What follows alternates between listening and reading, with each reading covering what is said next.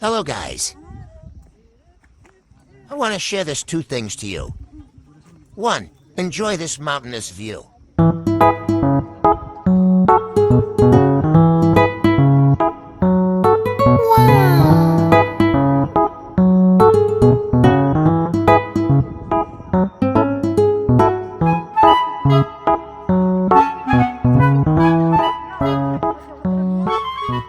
To enjoy the view of these, two most important parts of life creation. Heart.